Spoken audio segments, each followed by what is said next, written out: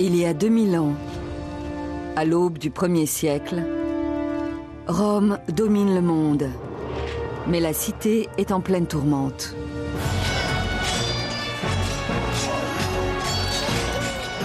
La capitale de l'Empire est plongée dans la guerre civile. Des dictateurs s'emparent du pouvoir. L'avenir des Romains semble incertain.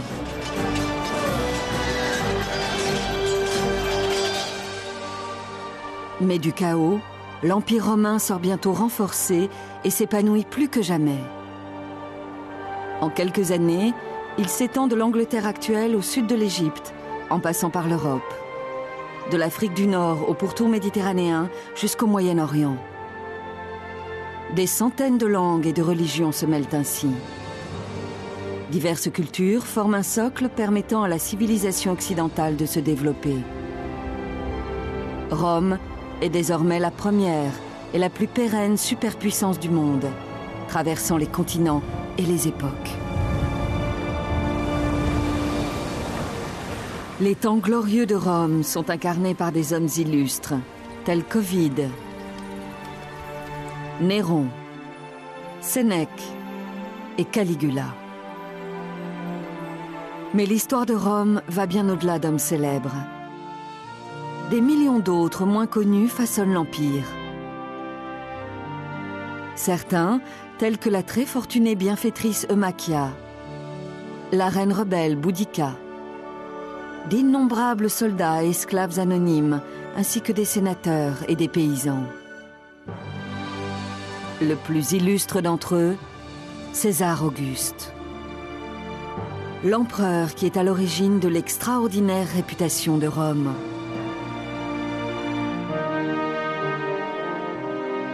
Voici l'histoire d'Auguste et de son peuple. Hommes et femmes qui ont fait naître l'ordre du chaos.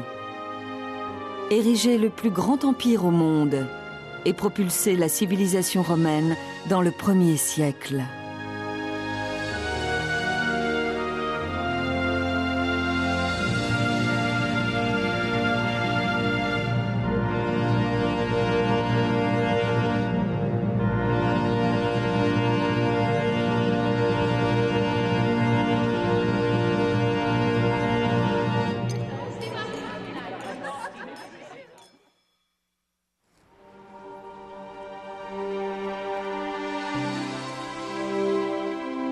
« 2000 ans après le règne des pharaons d'Égypte, 400 ans après l'épanouissement de la culture grecque,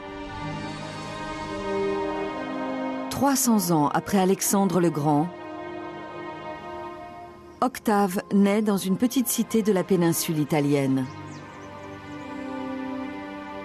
Cet enfant, qu'on appellera un jour Auguste, entrera dans l'histoire.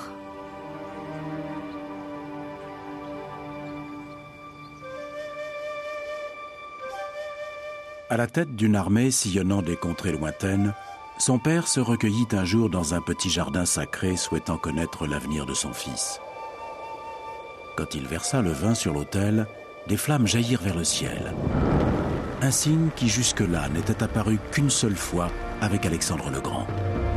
Le prêtre déclara alors qu'Auguste deviendrait le maître du monde.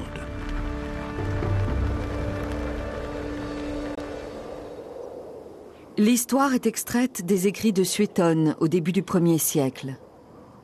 Sa biographie est basée sur des témoignages, des conversations et des recherches menées par la Bibliothèque impériale.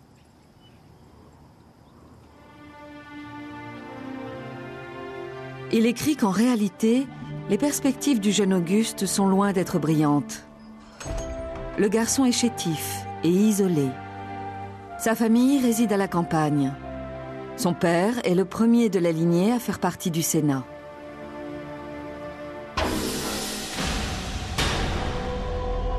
Auguste naît en des temps mouvementés. La guerre civile sévit depuis des années. Les nobles se querellent. Beaucoup sont à la tête d'armées importantes et se battent pour le pouvoir. Les valeurs traditionnelles sont souvent piétinées.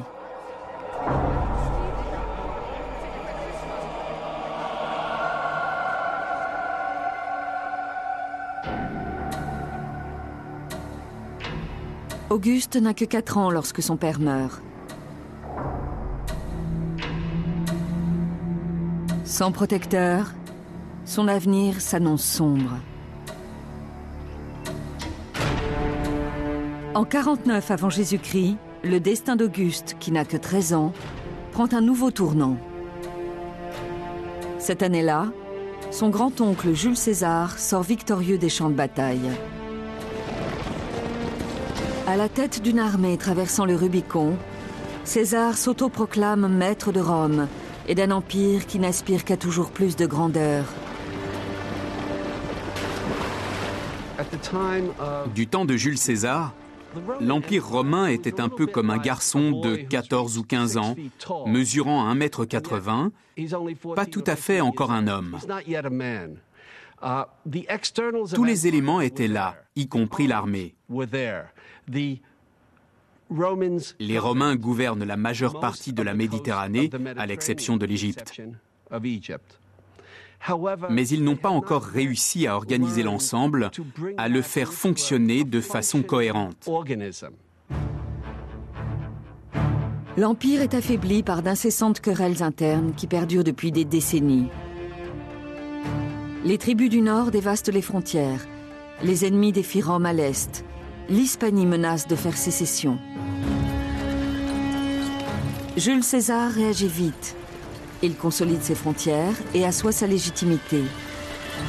C'est alors qu'Auguste accomplit une mission périlleuse. César, n'ayant pas d'héritier, adopte officiellement le jeune homme. Pour Auguste, c'est une opportunité extraordinaire. Il n'a aucune formation militaire, mais il est l'héritier du plus puissant personnage politique de l'Empire romain et il en tire profit. C'est une chance inespérée pour Auguste. C'est également un défi, car en 44 avant Jésus-Christ, les étrangers ne sont pas la seule menace pour la stabilité de l'Empire. Il y a des ennemis au sein même du cercle proche des conseillers de César. Lors d'une réunion du Sénat, ces derniers l'assassinent. Pour la 2e fois de sa vie, Auguste fait le deuil d'un père. À peine devenu un homme, il décide de se plonger dans le maelstrom de la vie politique romaine. La mort de Jules César n'est pas seulement un tournant dans la vie d'Auguste, elle l'est aussi pour l'histoire du monde. Auguste n'a que 19 ans à la mort de César et malgré sa jeunesse, il reprend fièrement le flambeau et intègre le principal courant politique romain. Il décide de venger son père. Mais cela signifie descendre dans l'arène politique, former une armée et entrer en compétition pour le pouvoir suprême à Rome.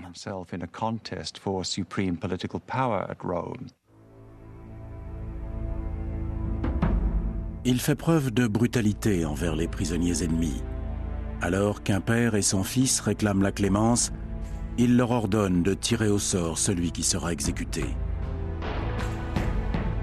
Le père se sacrifie et est alors tué. Le fils, ne le supportant pas, se donne la mort.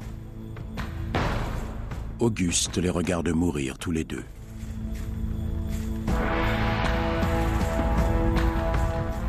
Suétone décrit la crise comme une mise à l'épreuve.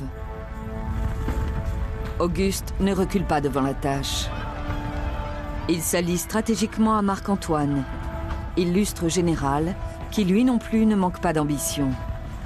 Ensemble, ils massacrent leurs rivaux dans la capitale. Ils poursuivent leurs ennemis jusqu'au rivage de la Grèce, où ils gagnent 2 des plus sanglantes batailles de l'histoire romaine. Lorsque le carnage prend fin, l'Empire est à leurs pieds. Auguste et Marc-Antoine se partagent le pouvoir.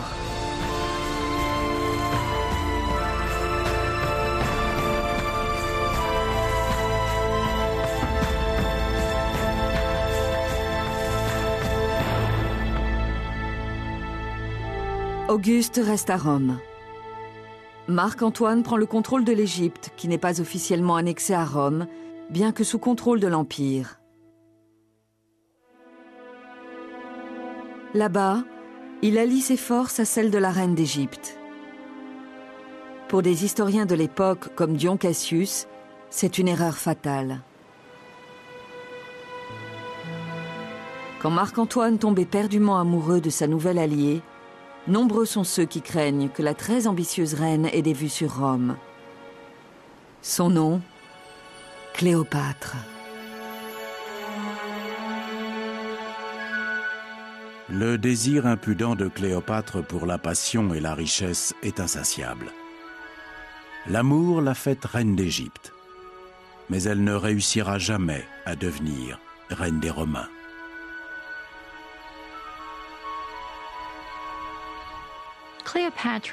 Cléopâtre n'est pas très appréciée à Rome. Le fait qu'elle soit une femme puissante, originaire de l'Est, et d'un pays très riche, au régime monarchique, irrite la population. Elle symbolise à leurs yeux un manque de modération, de contrôle, un tempérament frénétique et violent, l'antithèse des valeurs romaines. Cléopâtre et Marc-Antoine sont considérés comme les maîtres de l'empire du mal. L'alliance entre Auguste et Marc-Antoine est rompue. Marc-Antoine et Cléopâtre se mobilisent, mais Auguste frappe le premier. Le poète Virgile dépeint la bataille comme une lutte épique de l'Orient contre l'Occident. Se tenant fièrement à la proue du navire, Auguste mène ses hommes dans la bataille, fort du soutien du Sénat et du peuple. Face à lui, la puissance barbare de Marc-Antoine, avec à sa suite les forces de l'Orient et au grand scandale de tous, sa femme égyptienne. Leurs monstrueuses divinités pointent leurs armes contre nos nobles dieux romains.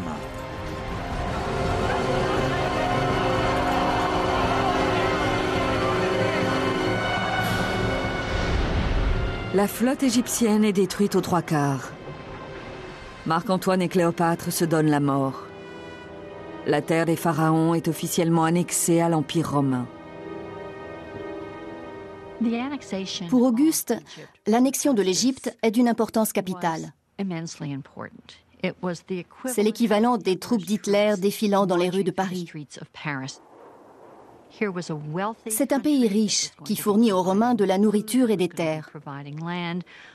Mais c'est avant tout un pays qui a un immense prestige culturel. Une fois l'Égypte sous la domination des Romains, leur réussite est totale.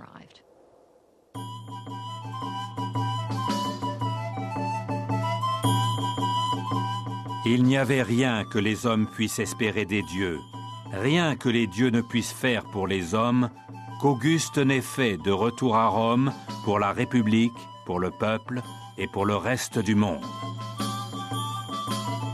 Les guerres cessèrent et les armes furent déposées.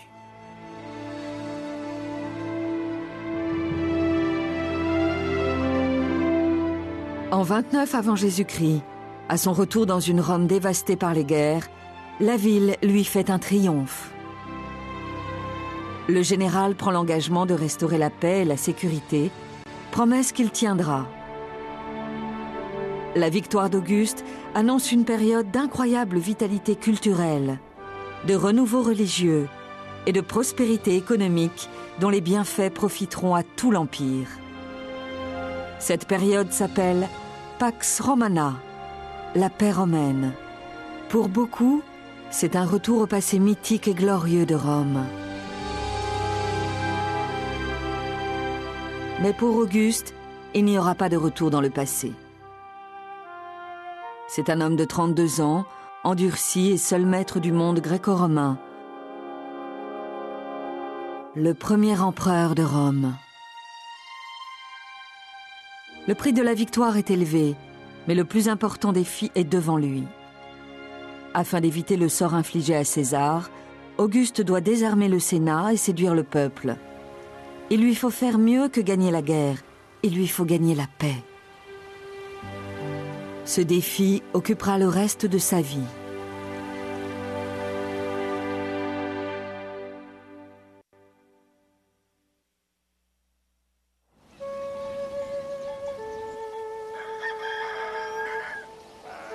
Permettez-moi de m'avancer, de clarifier ma voix et de me présenter. Je suis natif de Sulmo, à quelques jours de voyage à l'est de Rome. Alors qu'Auguste bataille pour atteindre la suprématie, un garçon nommé Ovide grandit dans un climat moins rude.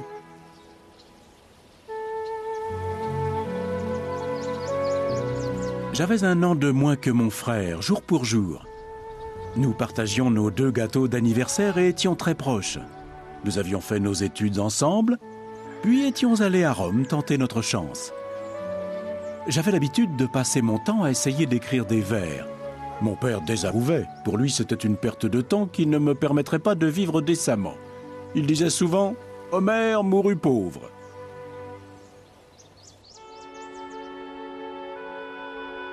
Ovide est de la même origine sociale qu'Auguste. Ils appartiennent tous deux à la petite noblesse terrienne. Tout comme Auguste, son identité et ses ambitions sont dictées par une famille exigeante.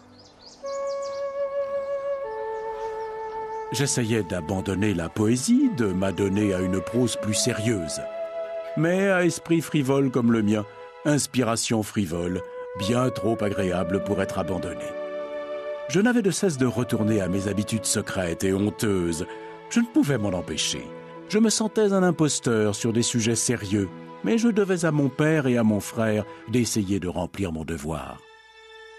Le droit romain laisse au père le contrôle absolu sur ses enfants. Ceux qui y dérogent peuvent être reniés, vendus comme esclaves ou même tués. Le jeune homme essaie donc de satisfaire aux attentes de son père en se mariant et en étudiant le droit. Mais la pression est insupportable. Malheureux, Ovide et un ami quittent leur ville natale.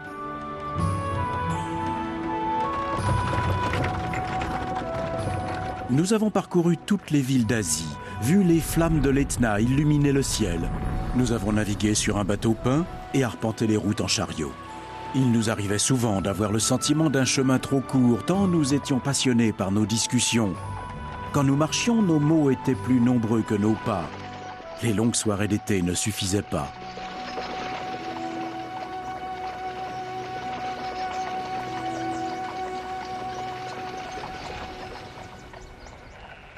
« 18 mois plus tard, Ovide s'installe à Rome, plus mûr et plus sûr de lui qu'avant.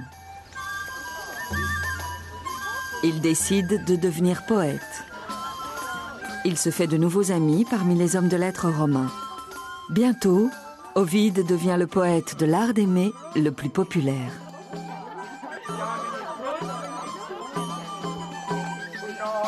Votre époux viendra donc à ce dîner. J'espère qu'il s'étouffera en mangeant. Écoutez et apprenez ce que vous devez faire. Quand il s'allongera prêt à se restaurer, allez vers lui, indifférente. Allongez-vous discrètement derrière lui, touchez-le légèrement du pied. Ne le laissez pas vous enlacer. Ne posez pas votre tête contre sa poitrine.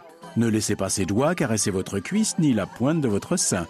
Et surtout pas de baiser. Une fois le dîner terminé, votre époux fermera à clé la porte de la chambre et quoi que la nuit vous apporte, dites-moi demain que vous l'avez repoussé.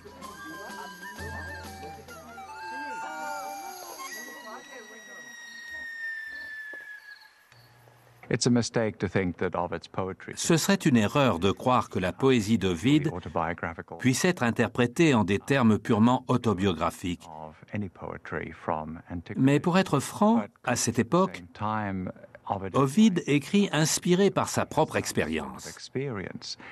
Sa poésie romantique a un ton et un style qui évoquent un monde très différent de l'atmosphère du moment. Alors qu'Ovide s'épanouit en tant qu'homme de lettres, le nouvel empereur prospère en tant qu'homme d'action. Il reconstruit Rome et sa famille. Auguste divorce et épouse Livia, sa maîtresse, alors enceinte de lui. Cette décision choque et irrite. De toute évidence, l'amour n'était pas le seul motif. Et bien qu'Auguste semble refuser le pouvoir absolu, d'aucuns le suspectent d'ériger une dynastie, une descendance pour gouverner Rome.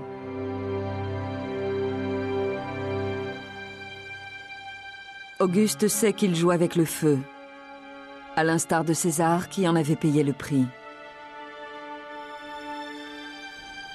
Il ne veut pas commettre la même erreur.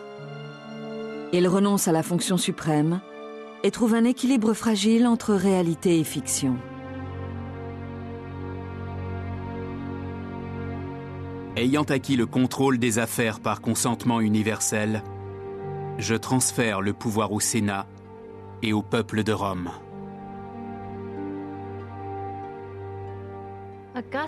Auguste était un responsable politique très secret.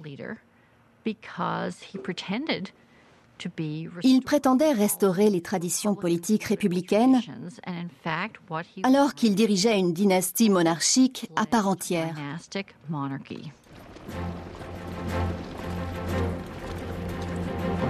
Auguste conquit la Cantabrie, l'Aquitaine, la Pannonie, la Dalmatie, toute l'Illyrie et également la Rhétie.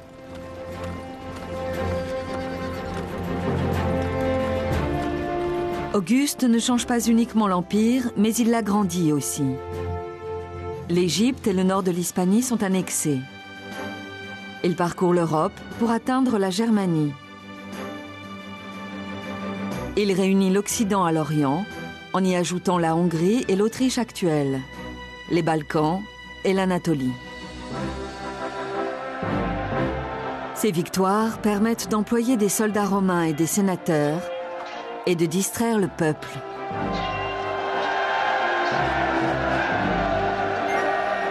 Quand Auguste n'organise pas des courses de chars ou des combats de gladiateurs, il fait parader des animaux exotiques, des éléphants, un rhinocéros dans l'arène, des tigres d'Asie dans le théâtre ou un serpent géant dans le forum.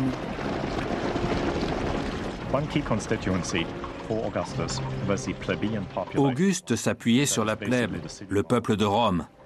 Des dizaines de milliers d'individus sans travail, qu'on doit tout simplement ne pas laisser traîner dans les rues afin d'éviter les troubles. C'est un nid de misère qui peut à tout moment devenir explosif. La plèbe reste calme pendant les 4 premières années du règne d'Auguste, ce qui lui permet de jouir d'une certaine stabilité. Puis, en 23 avant Jésus-Christ, les événements prennent une tournure critique. Dion Cassius écrit qu'une suite de désastres convainc le peuple qu'il faut donner plus de pouvoir à Auguste. La ville subit de terribles inondations. La foudre fit de nombreux dégâts. Puis, la peste traversa le pays. Plus personne ne pouvait travailler la terre. Les Romains avaient le sentiment que ces catastrophes étaient dues à l'abandon du pouvoir par Auguste. Ils souhaitaient le nommer dictateur. Des bandes pénétrèrent dans l'enceinte du Sénat, menaçant de brûler vifs ses occupants s'ils ne votaient pas les pleins pouvoirs à Auguste.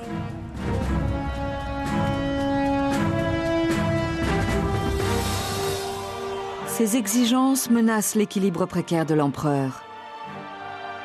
Auguste implore les émeutiers.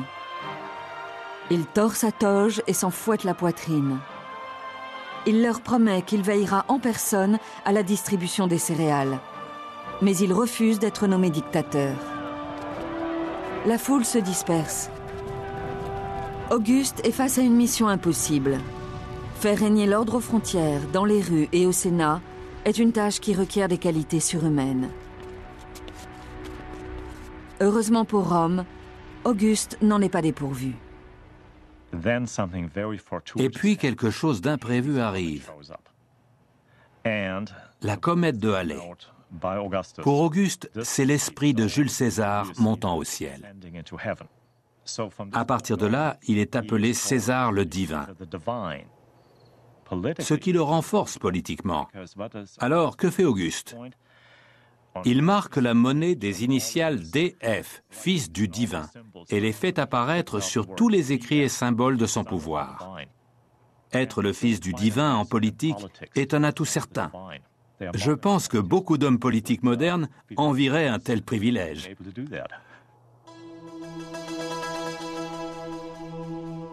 Les récits des habitudes ascétiques d'Auguste renforcent sa nouvelle identité.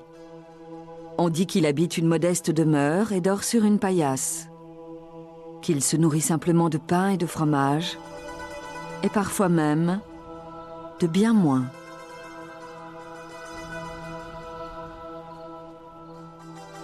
Mon cher Tibère, même un juif n'observe pour le Shabbat un jeûne avec autant d'assiduité que moi aujourd'hui.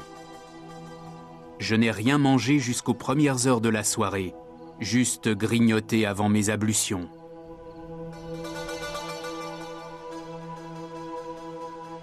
Auguste commence à penser que le relâchement moral est l'ennemi de Rome. Il croit qu'un avenir radieux passe par la restauration des valeurs d'hier qui ont fait la grandeur de Rome.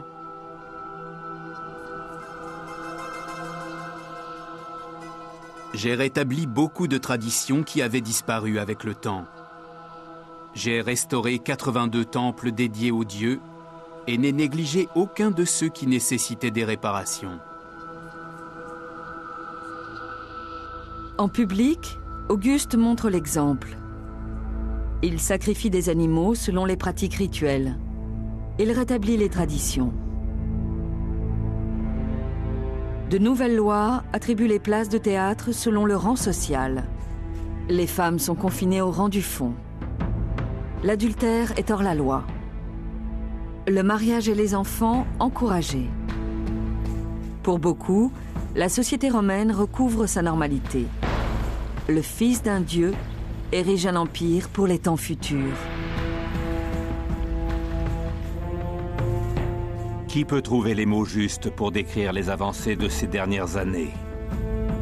L'autorité rendue au gouvernement, sa grandeur au Sénat et leur influence aux tribunaux. Les protestations cessent dans les théâtres. L'intégrité est honorée, la dépravation punie.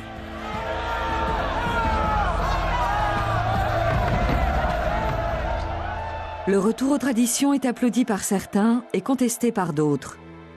Cependant, amis et ennemis de l'empereur se rangent derrière ce retour à la tradition. Longtemps un pion de la politique familiale, Julia, sa fille, pense qu'elle peut échapper aux principes rigoureux de son père. Elle se trompe. Bientôt, Auguste le fils d'un dieu devra cohabiter avec Auguste le père.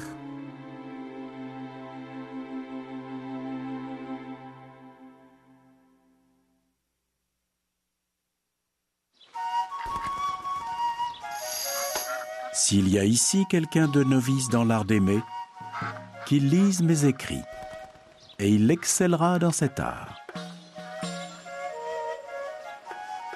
Alors que l'empereur Auguste érige un modèle de rigueur morale, le poète Ovide délimite son propre terrain. Il est le poète vivant le plus populaire.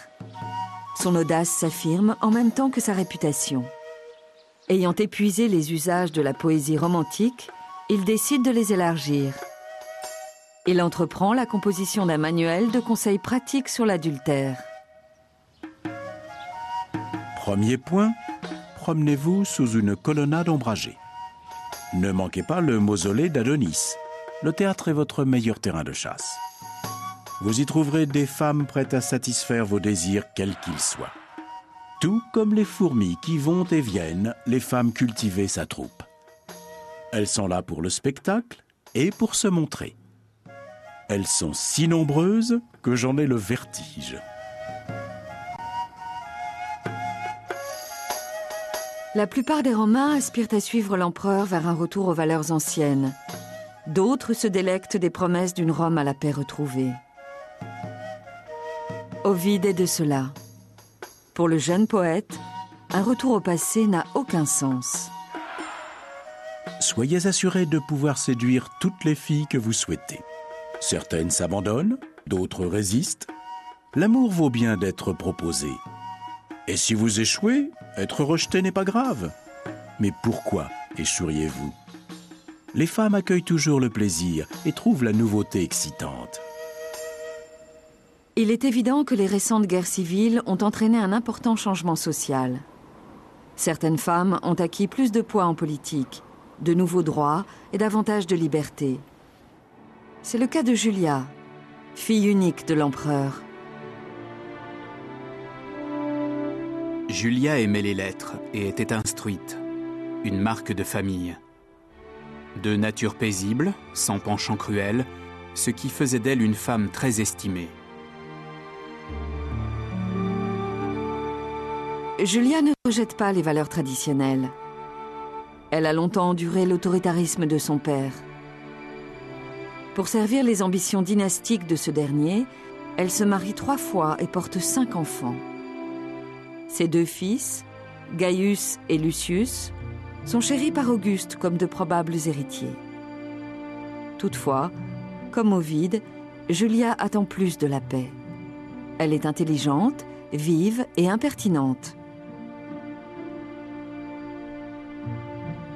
Sa légendaire vivacité d'esprit a traversé les siècles grâce à l'écrivain romain Macrobe. À maintes reprises, mêlant tendresse et réprimande, son père lui ordonna de se vêtir d'une manière moins extravagante et de modérer ses manières. Il la vit une fois vêtue d'une robe indécente. Il désapprouva sa tenue mais n'en dit mot. Le lendemain, arborant une robe plus classique, sa fille l'embrassa avec pudeur. Il ne put contenir sa joie et lui dit « Cette robe ne correspond-elle pas plus à la fille d'Auguste ?» Julia lui répondit « Aujourd'hui je suis vêtue pour mon père, hier c'était pour mon mari. »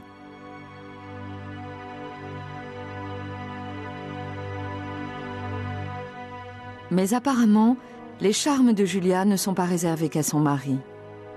La fille de l'empereur a beaucoup d'amants. Ses badinages étaient tellement connus que les gens s'étonnaient que ses enfants ressemblent à son second mari, père de ses 5 enfants. Ce à quoi elle répondait avec une pointe d'esprit, « Eh bien, c'est parce que je ne prends jamais de passagers à moins d'être pleine. » Ce qui signifiait qu'elle ne badinait que lorsqu'elle était enceinte, soucieuse de protéger les liens du sang.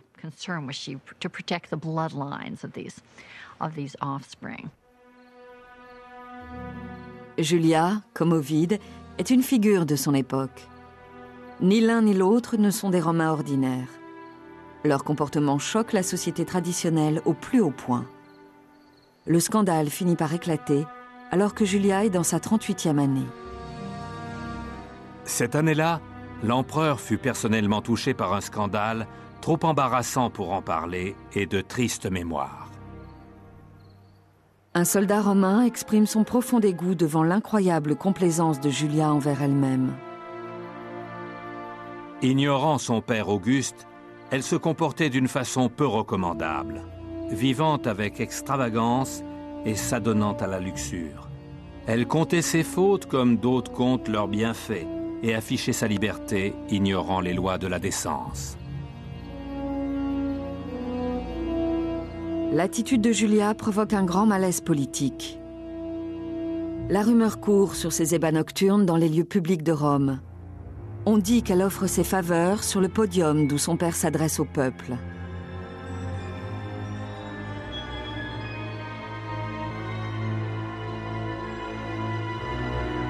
Quand Auguste l'apprend, il devient fou de rage et refuse toute visite. Suétone rapporte qu'après s'être ressaisi, l'empereur Auguste désavoue publiquement son unique enfant. Il écrivit une lettre au Sénat l'informant de l'attitude inadmissible de sa fille, mais ne fut pas présent à sa lecture. Il se retira et songea à infliger à sa fille la peine de mort. À plusieurs reprises, les Romains implorèrent sa clémence, mais il refusa. Il invectiva la foule en lui souhaitant pareille fille ou femme.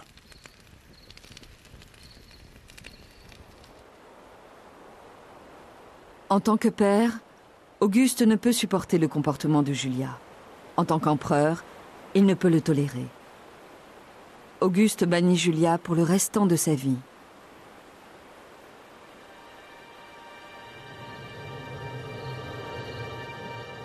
J'allais faire l'impasse sur les manières qu'une fille rusée peut utiliser pour se dérober à son mari ou à un garde.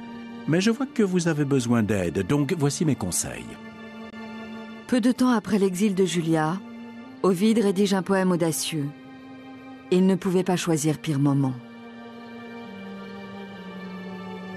Évidemment, un garde vous empêche de passer, mais vous pouvez toujours écrire. Écrivez donc des lettres d'amour lorsque vous êtes seul dans votre salle de bain et faites-les expédier par un complice. Vous pouvez les dissimuler en les serrant sur votre corps chaud, sous votre robe ou les cacher sous votre pied. Si toutefois le garde découvre votre procédé, vous pouvez utiliser votre peau comme papier et les transporter sur votre corps.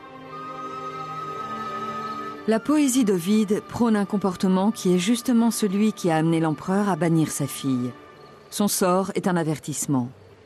Pour le moment, l'empereur reste muet sur le poète rebelle le plus doué de Rome. Ovide se remarie et se tourne vers des formes de poésie moins provocantes.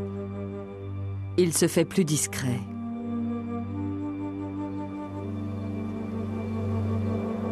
Profitez des plaisirs interdits sur place.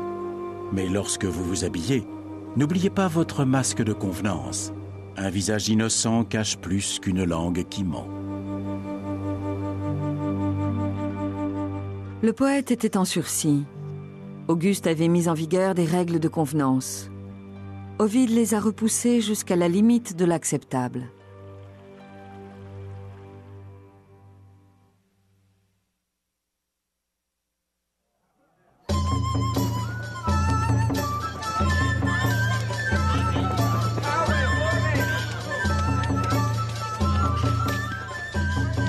Réfléchissez au danger de la nuit.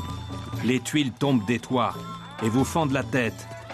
L'ivrogne cherche la bagarre et ne peut se calmer sans échauffourée. Que pouvez-vous faire lorsque vous êtes confronté à un fou? Ou lorsque les habitants jettent leur peau par la fenêtre? Vous allez au-devant d'un désastre si vous partez dîner sans avoir écrit votre testament. Au début du 1er siècle, le poète Juvénal écrit des vers qui expriment un mépris pour la vie à Rome. Il est acerbe et a un regard critique sur les obscures réalités de la vie urbaine. Notre immeuble est une ruine branlante. Notre propriétaire le maintient avec de fins poteaux et couvre de plâtre les fissures béantes. Puis il nous souhaite bonne nuit dans son misérable piège mortel. Je ne crois pas que notre vision de Rome soit conforme à la réalité quotidienne. Ce qu'il en reste aujourd'hui, ce sont les grands édifices publics, et pas les taudis sordides sans plomberie, sans aucune hygiène, où vivaient les gens ordinaires.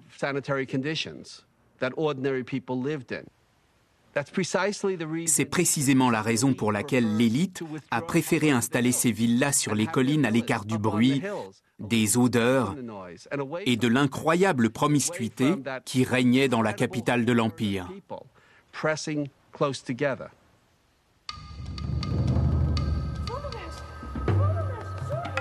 J'adorerais vivre là où la nuit ne fait pas peur. En ce moment même, je sens l'odeur du feu.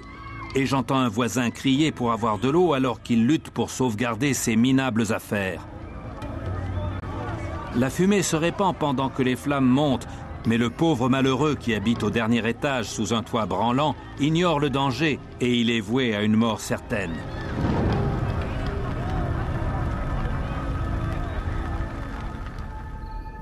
En l'an 4, l'empereur Auguste lui aussi dort mal dans le palais impérial. Pas par peur d'un incendie, mais parce qu'aujourd'hui, à 66 ans, il est un vieil homme.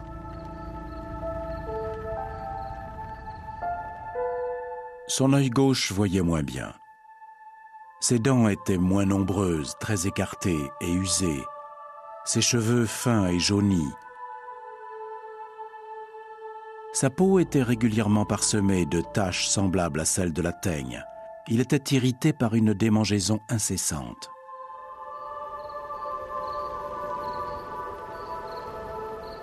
Alors que la mort de l'empereur approche, des complots sont fomentés.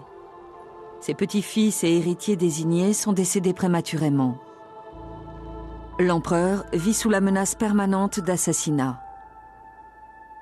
Un historien de l'époque exprime le dilemme d'Auguste ainsi.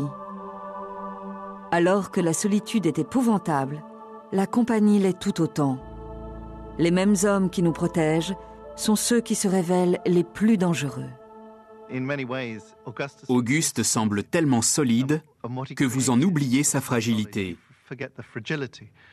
Je pense que ses contemporains sont très conscients de cette faiblesse. Auguste l'est sûrement aussi.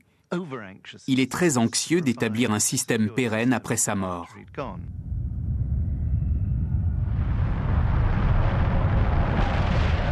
À cette époque, il y eut des tremblements de terre d'une force inhabituelle. Le Tibre fit s'effondrer le pont et inonda la ville pendant 7 jours. Il y eut une éclipse partielle du soleil et une terrible famine se développa. Pour les historiens de l'époque, les catastrophes naturelles présageaient de catastrophes politiques. En effet, les problèmes de l'empereur s'accumulent rapidement. En l'an 6, des soldats, colonne vertébrale de l'Empire, refusent de se réengager sans augmentation de leur solde. Il faut trouver de nouveaux fonds. De plus, le feu éclate dans certains quartiers de la capitale. Avec réticence, Auguste choisit d'imposer une taxe. C'est une tactique dangereuse et l'empereur le sait. Craignant un coup d'État, Auguste disperse ses ennemis potentiels.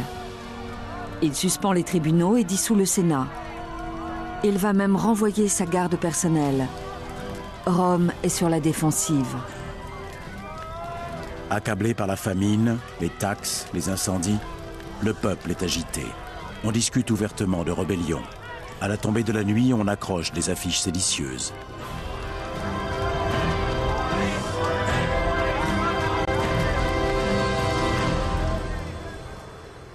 La crise passe. Mais bientôt, Auguste connaît un coup du sort, plus terrible encore que les autres. Il vient de Germanie, une région récemment conquise par les Romains, où vivent des tribus farouchement indépendantes composées de rudes barbares. Les coutumes romaines y prennent racine. C'est du moins ce que pensent les Romains. Les barbares n'ont pas oublié leurs traditions ancestrales, leur manière de vivre libre ou le pouvoir des armes. Tant qu'ils étaient progressivement assimilés, ils n'ont pas réalisé qu'ils changeaient et n'ont pas résisté à l'influence romaine. Cependant, cette évolution pacifique cesse en l'an 9. Au cours de cette année, un jeune et arrogant général appelé Quinctilius Varus prend la tête de l'armée du Rhin et gère la province avec une poigne de fer. Il imposa d'autres changements aux Germains. Il les traita comme s'ils étaient les esclaves des Romains et leur soutira de l'argent comme s'ils étaient ses sujets. Varus se trompe de manière désastreuse sur l'étendue du pouvoir romain et évalue mal le consentement des Germains. Un chef local qui a la confiance de son peuple provoque une révolte à grande échelle et leurre les troupes de Varus en les piégeant sur un terrain qui ne leur est pas familier.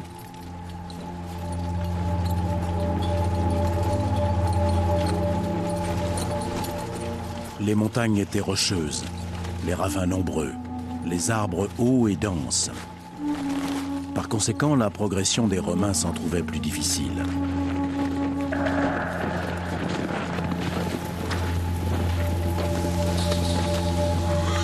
Une forte pluie et un vent violent les dispersèrent. Le sol devenait glissant autour des troncs d'arbres et des racines.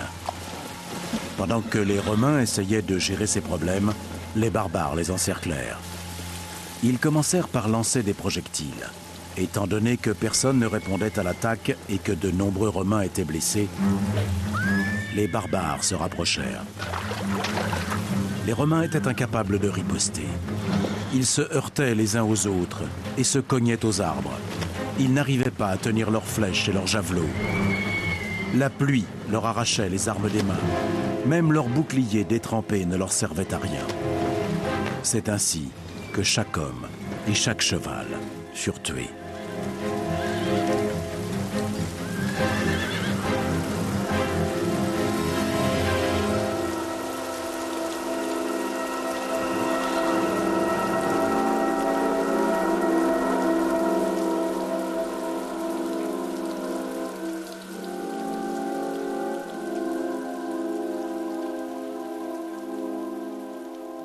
3 légions romaines sont massacrées, 1/10 de l'armée.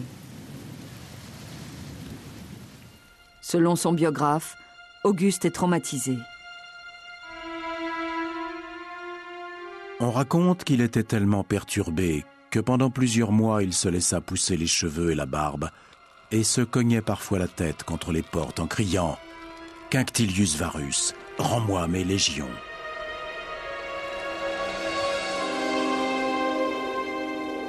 Le désastre en Germanie met en évidence une réalité. L'Empire, né de la violence, est menacé de retourner à la violence. L'empereur n'est pas d'humeur à la clémence.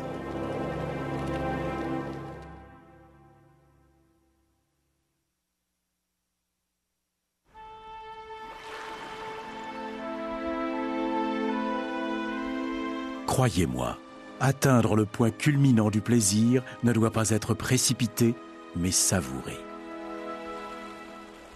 Et quand vous atteignez cet endroit où votre femme aime être caressée, ne laissez pas la honte vous gagner. Ne reculez pas. Vous verrez ses yeux briller d'une lumière vibrante, comme le soleil brille sur l'eau ondulante. Elle gémira et murmurera des mots doux. Mais n'allez pas plus vite que votre maîtresse, ou ne la laissez pas prendre de l'avance. Terminez à l'unisson. Lorsque l'homme et la femme atteignent le plaisir ensemble, ils ont gagné. C'est la plus belle des récompenses. Les mots brûlants d'Ovide surprennent Rome dès leur diffusion.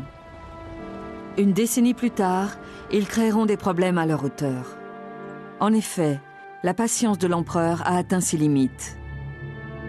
Aux abois, celui-ci voit des complots à chaque coin de rue, l'anarchie dans chaque acte de désobéissance. Condamnant l'œuvre subversive d'Ovide, Auguste bannit le poète de Rome.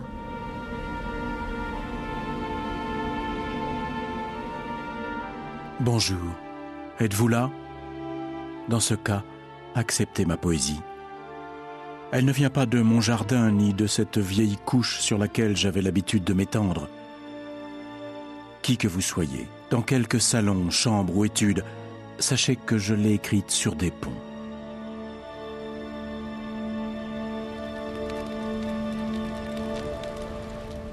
Le poète est exilé dans un coin perdu et sauvage, aux frontières de l'Empire, sur les rives de la mer Noire. Pour Ovide, citadin au summum de l'élégance, aucune sanction ne peut être plus sévère. Son aplomb espiègle se transforme en angoisse.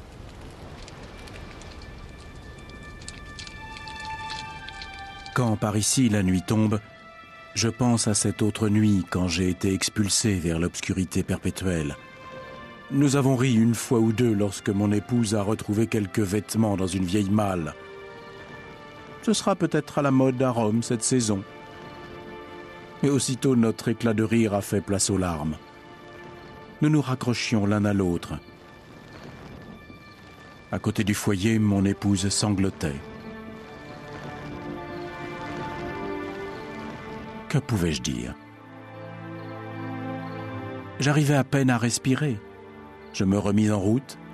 Derrière moi, elle est tombée, roulant au sol. Ses cheveux atterrirent dans l'âtre remuant poussières et cendres. Je l'ai entendu m'appeler. J'ai cru survivre au pire. Que peut-il y avoir de pire? Ma femme s'est relevée, a tenté de me suivre et s'est accrochée à moi. Les domestiques l'ont éloignée. S'il me restait quelques valeurs, elles furent alors anéanties.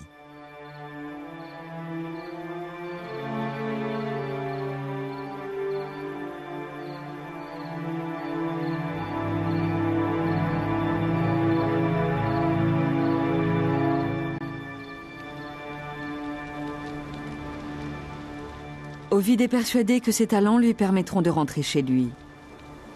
Il écrit sans relâche. Il cherche refuge dans une ville frontière éloignée. Ovide écrit que quand les températures chutent, le vin gèle dans les vaisseaux. Le froid glacial foudroie des cavaliers qui pillent et tuent. C'est une vie cruelle qu'Ovide décrit à travers ses témoignages d'exil. Une vie que peu d'habitants de Rome connaissent. Au-delà de ces murs tremblants, aucune sécurité. Et à l'intérieur, ce n'était guère mieux. Les barbares occupaient la plupart des maisons. Même si vous ne les craigniez pas, vous méprisiez leurs longs cheveux et leurs habits en peau de bête. Je devais communiquer par gestes. Personne ne me comprenait. Les paysans stupides se moquaient de ma façon de m'exprimer en latin. Ils se moquaient de moi et plaisantaient sur mon exil. Ovide se plaint qu'écrire pour ce public équivaut à danser dans le noir. Au fil du temps, il devient un vieil homme décharné. Il tombe malade. Ses bravades d'antan ont laissé place à la pénitence. Oh, regret, regret. Si vous pouvez croire quelqu'un d'aussi pitoyable que moi, je me repens. Je suis torturé par mes actes. Cependant, les suppliques d'Ovide n'ont jamais été entendues et aucun répit ne lui sera accordé. À l'approche de la mort, il se résigne avec tristesse. Regardez-moi, je me languis de mon pays, de mon foyer et de vous. J'ai tout perdu, mais j'ai encore du talent. Les empereurs ne peuvent rien contre le talent. Ma renommée survivra à ma mort. Et aussi longtemps que Rome dominera le monde, on me lira.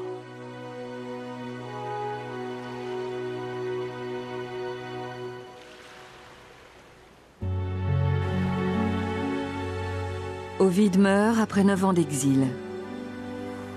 Au début de sa vie publique, Auguste avait entraîné Rome dans les guerres victorieuses. Finalement, il avait conquis la paix. Mais des hommes, comme Ovide, en avaient payé le prix fort. D'autres paieront plus cher encore, dans les années qui suivront, lorsque Rome sera gouvernée par des hommes de moindre envergure.